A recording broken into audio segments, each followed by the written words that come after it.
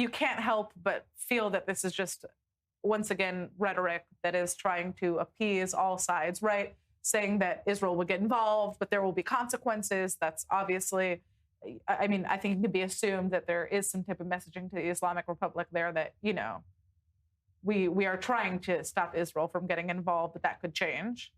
Of course, I want to talk about, you know, these threats to attack all American allies in the region, not just the Gulf states, not just Arab countries with U.S. bases. Do you think there's any world in which we would see those allies getting involved in this fight at that point? Conceivably, yeah. Especially if the war this time is, well, unlike what Owen says about mowing the lawn, if it seems to be a war to the finish to bring down the regime. I can see them joining in, certainly the UAE, which actually has a proper army. But not only. Saudi Arabia, much discussed of late, could potentially join. I don't think they want to in a way that Israel wants to. They'd rather stay away, and I don't think they want the war to resume because these countries are not interested in any mowing of any lawns. They're interested in the regime disappearing. And if the regime does not disappear or completely change its ways, neither of which appears to be in the offing, then I think they're prepared to do some version of capitulation, sadly enough. I think we have to step back a little bit and remember that Israel's military doctrine throughout the ages always was, in addition to not exposing its home front, because the country's small, and it's a democracy, and democracies don't do well with prolonged damage to the home front, to make it short and sweet and decisive and fast. The Six-Day War was the culmination of this, but really almost every war has been more or less along those lines, and it really was a doctrine. These days we speak of other doctrines occupying parts of different countries for buffer zones. That was the Israeli doctrine. When I hear of Netanyahu's desire to restart the war, and of course in the background are all the suspicions about how politics fits into that, and when I hear the discussion about mowing the lawn, what I see is Israelis spending another 4 weeks, 8 weeks in bomb shelters, more damage, more loss of life in Israel for what? For nothing decisive. So when Trump says massive attack, you know, I kind of like it because maybe he finally understands that wars of attrition favor the jihadists. War of attrition favor countries that don't care about their population, don't care if they suffer, if they die, if the economy is destroyed. They can do whatever they want because public opinion doesn't matter. In the case of Israel, it does and it should. And so the question is, what exactly is planned? Do you think there's any world in which Saudi Arabia would say, you know what, that's it, we're going to do it. We're going to join the Abraham Accords and make a deal for civilian nuclear technology?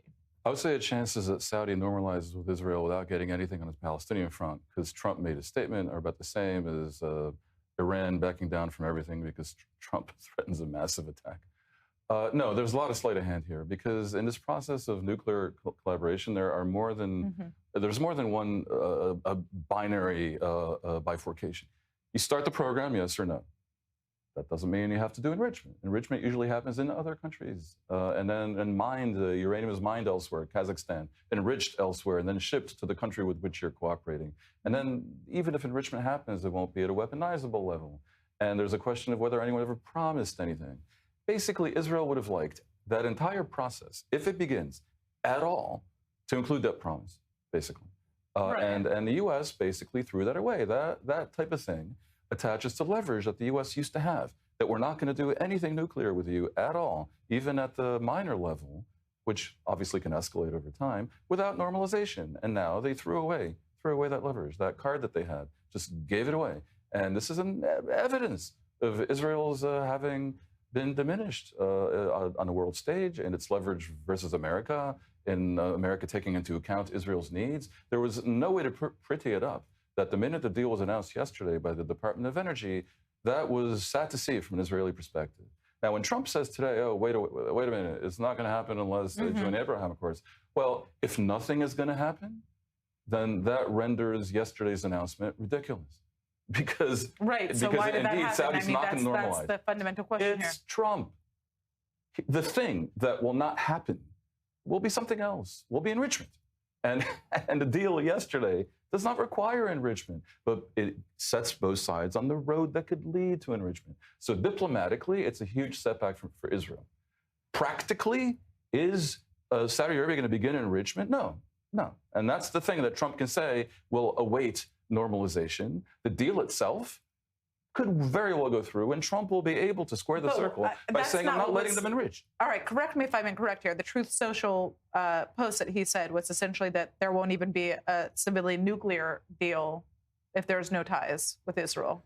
That's what he said. That's what he said. Is, as Dan was saying, what does he mean? There's also an error in Donald Trump's post, by the way. He talks about, he equates the idea of a civil nuclear program with non-enrichment. My understanding is you can have a civil program with enrichment. Your understanding is totally correct. Right. A new strategic study is accusing Turkey of pursuing a long-term plan to, and this is the actual title, conquer Jerusalem. And an Israeli cabinet minister is now calling for the Turkish consulate in Jerusalem to be shut down immediately. Now, this report, which was published by the Jerusalem Center for Applied Policy, alleges that Erdogan views Jerusalem as a central strategic objective using cultural institutions, nonprofits, academic scholarships, and economic aid to build influence in the city as part of a larger vision to restore Turkish influence across the Middle East. The reports is basically an exaggeration of what's really happening, part of the fomenting of tensions between Israel and Turkey, but it's easy to do because Turkey really does have hegemonic regional ambitions. Turkey is probably the biggest violator in the region of the Western desire to isolate Hamas, more than Qatar. Turkey is a total supporter of jihad against Israel, but they don't get directly involved. And the implication in this report is that Turkey is going to send troops to conquer Jerusalem. Obviously not. The title's misleading. Yeah. What? Yes. I don't think the report makes that claim. No, I understand, but the title implies it. Is, So yes. just as Iran, obviously, is a danger to the region by means of military confrontation, Turkey has soft power economic ambitions. And their interior minister already said he views himself as a governor of Jerusalem. What this really reflects is a sense in the world that Israel actually may be impermanent. No one's going to invade Jerusalem from Ankara. But they do think maybe Israel in 50 years is gone. And that is something that is not so ridiculous if you look at America's loss of support of Israel. It should be a concern.